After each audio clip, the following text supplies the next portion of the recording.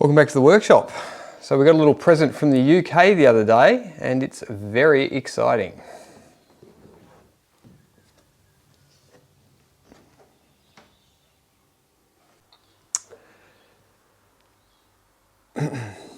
Yes, as nature intended, the Stratos now has a full set of individual throttle bodies.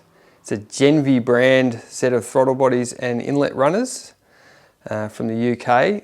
The kit's pretty reasonable. There was unfortunately some clearance issues on the cast runners that had to be attended to with a file, but everything else fitted in very nicely. So as awesome as a bare set of trumpets looks, I think we're going to need an air filter.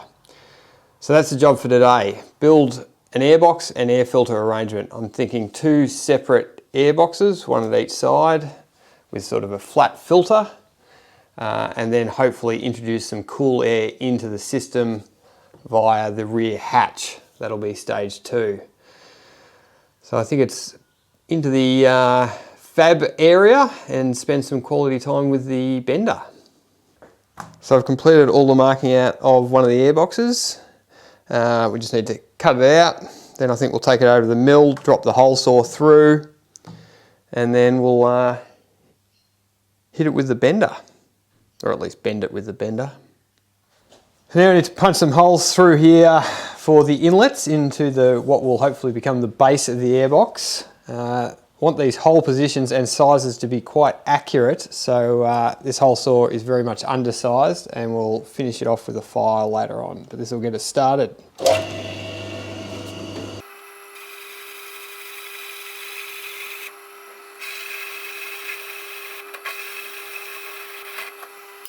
Now my absolute favourite way of ruining parts is to bend things the wrong way around. So I'm going to follow my advice and we're going to do this bend on the other side first.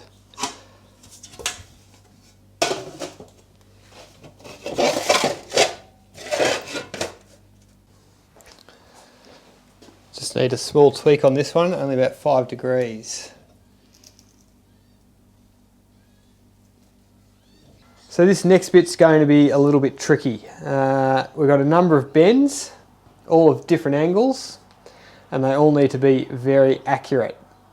The issue is I'm not going to be able to go back in and tweak any of them because once the thing's folded up, there's no way I'll be able to get it back into the bender. So I've got the digital protractor out. I'll set that to each angle and check it as I go. Basically just blindly putting my faith in CAD. Nothing ever went wrong doing that.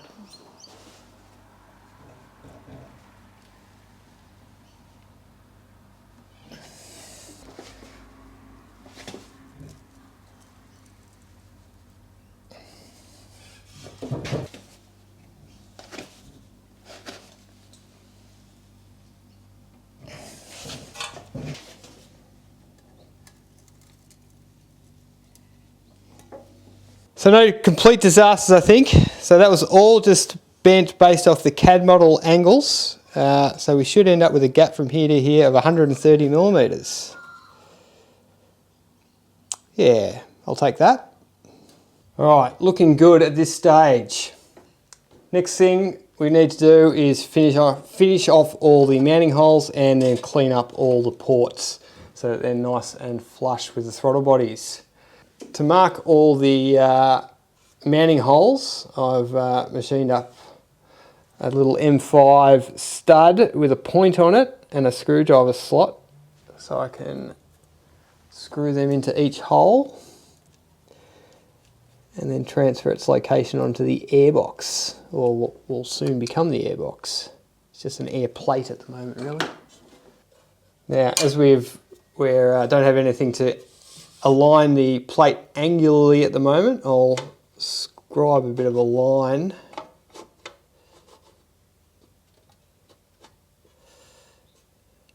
and then we'll get everything square onto that line. According to the fuel rail, it should be about there, so I'll put a bit of an imprint on. I've drawn a reference line across here, just by eye really, just based off the radius of that curve. Found the biggest ruler I've got to measure 10 millimeters.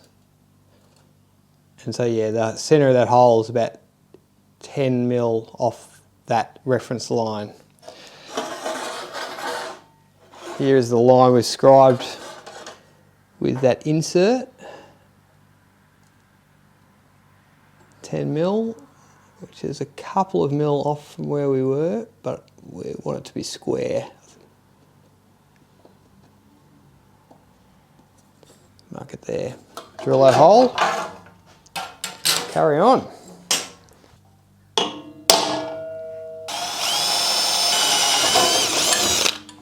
So I've got all the mounting holes sorted out. Now we need to accurately open up these inlet ports. So I'm just going to scribe a mark carefully around them all. So that's given us a nice line to work to. No tricks or special tools, unfortunately. It's just a matter of spending some quality time with my favourite files. And just like that, our air plates have become air buckets. Pretty simple matter of throwing a couple of ends on. You can see I've taken a fairly significant chamfer off the corner of this one to get some clearance to the throttle actuation on this side. And on this end, there was some interference, I think, with the engine torque reaction plate that bolts up from this side. I don't have that plate, so I've had to make this clearance off dimensions, so I really hope I got it right.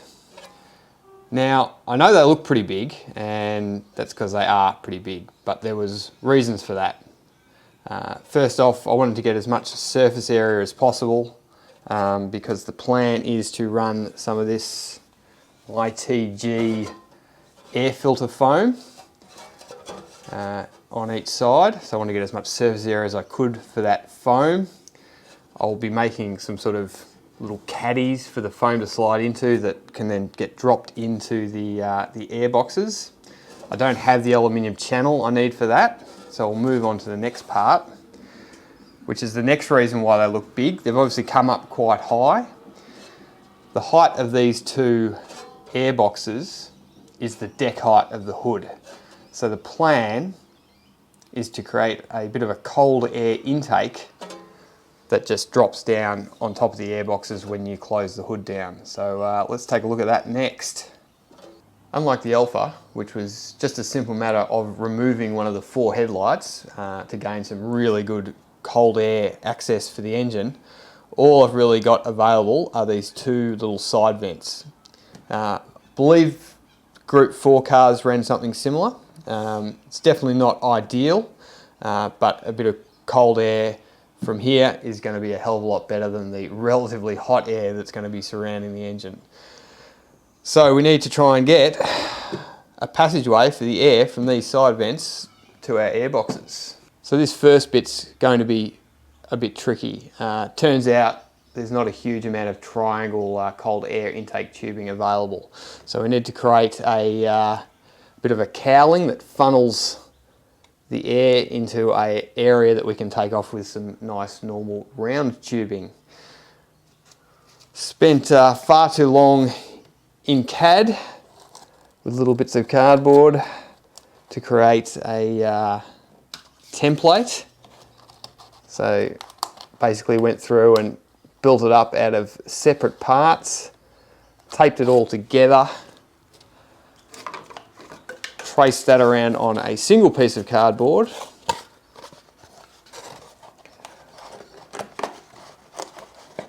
to create a something that goes in there like that. So you guessed it, the next step is to cut that out of some aluminium. I think we'll go for some nice thin 1mm aluminium so it's nice to work with, and see if we can bend it up and fit it in that hole.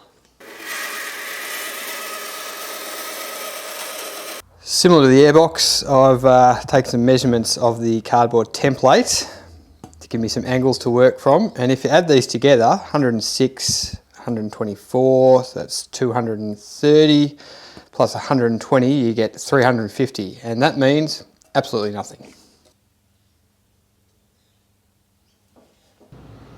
And with a very small amount of tweakage, we've got a very good fit. This end down here sits out a little bit. Can't do that much about that with the bender, so I think I'll trim a little bit out of it, sort of roll it over and then weld it up to get a nice fit just in that corner, but everywhere else is looking good.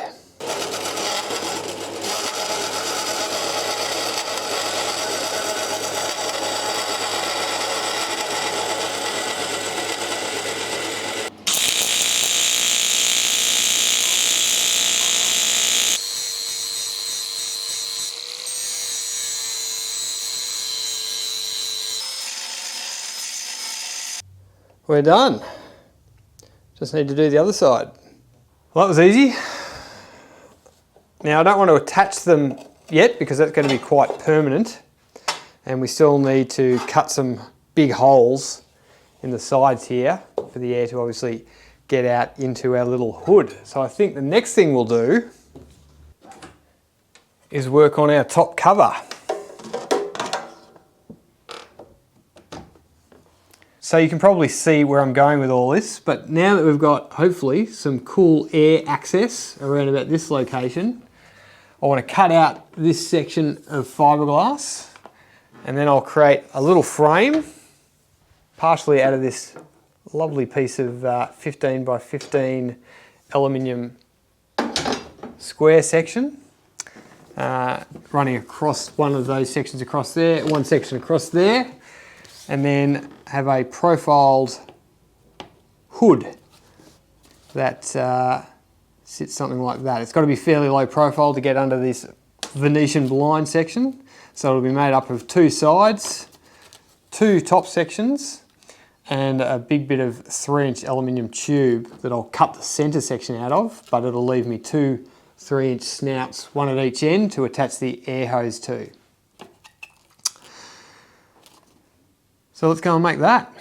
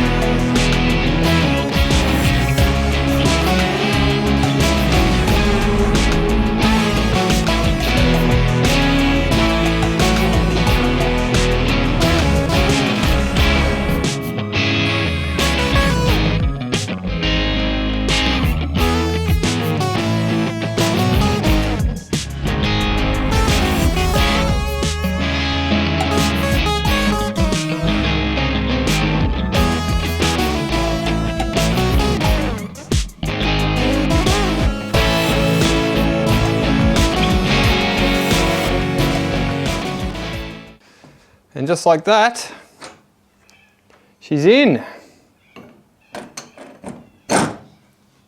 Don't mind if I do.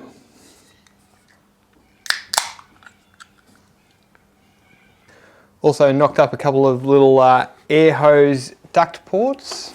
Quack.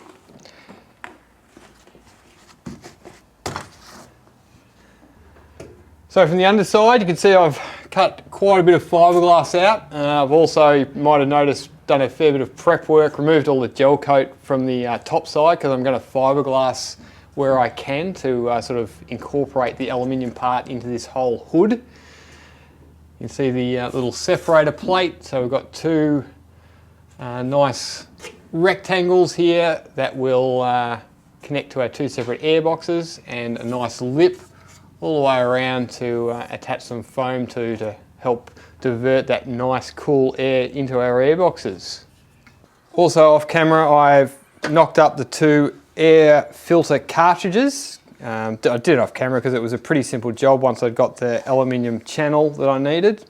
So the air filter cartridges came up quite nice. I've put some steel mesh behind there to give the foam a bit of support, and that whole assembly just slides in together so I can pull it apart if I need to clean it or replace the foam. But good luck going to your local auto parts store and trying to find a replacement filter for a home-built Stratos. So we've got the bulk of the air inlet system completed. A couple of small jobs left to do. I still need to glue in those side cowlings to finish off getting the air from these side vents to our inlet tubes, and obviously still need to fiberglass the aluminium section down to the fiberglass hood. I've got a bit of fiberglassing to do to the rest of the car before I send it off to paint, so I'll try and do that all in one go. So I think that'll have to do for this episode. I'm covered in fiberglass dust, which I hate, so I'm going to finish this beer and get another one. Thanks for watching.